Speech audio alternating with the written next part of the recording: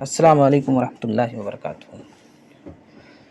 آج کے اس ماحول اور معاشرے میں یہ بات کہی جاتی ہے کہ اسلام نے عورتوں پر ظلم کیا، ان کے حقوق کو سلب کر لیا، ان پر ظلم کیا، ان پر زیادتی کی۔ لیکن اگر ہم حقیقی طور پر اس کا جائزہ لیں تو ہم دیکھتے ہیں کہ جس ماحول میں یہ کہا جا رہا ہے کہ عورتوں کو آزادی دی گئی ہے، اسی میں حقیقت میں عورت پر ظلم ہو رہا ہے، عورتوں کے ساتھ ناانصافی ہو رہی ہے، ان کی عزتیں پامال کی جا رہی ہیں، رشتے ناطے توڑے جا رہے ہیں، فتنے فساد بڑھ رہے ہیں۔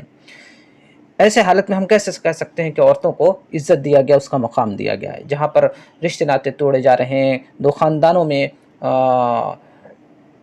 لڑائیاں ہو جا رہی ہیں، تو ہم ایسے ماحول میں بالکل بھی یہ نہیں کہہ سکتے کہ ایسے ماحول نے عورت کو عزت اور مقام عطا کیا۔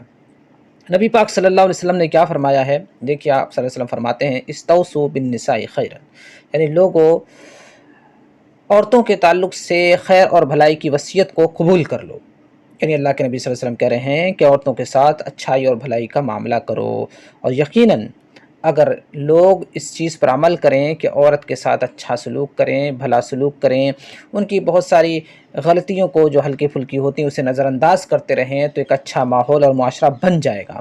اور اس بات پر بھی غور کریں کہ اللہ کے نبی صلی اللہ علیہ وسلم نے یہ حدیث کب فرمائی ہے؟ یہ حدیث بخاری کے اندر موجود ہے۔ کب آپ نے فرمائی؟